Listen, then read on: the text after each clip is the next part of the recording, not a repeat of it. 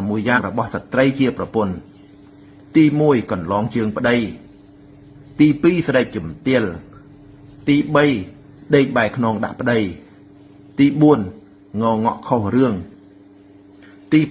5ដើរទាត់ជើងសម្ពុតឲ្យលាន់ស្នូទី6ដើរខ្លាំងបែបតន្ទ្រាំជើង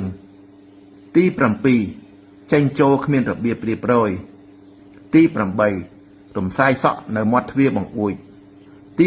9ដើរកន្លងទ្រាប់ទី10ហូបបាយគ្មានរបៀបនិងសណ្ដាប់ធ្នាប់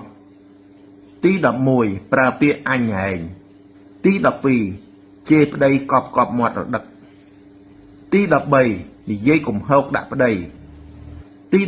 14ហៅប្តីអាមឹងហែងដាច់សាច់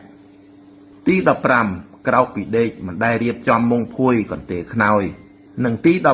16ស៊ីបាយលើកជើងម្ខាង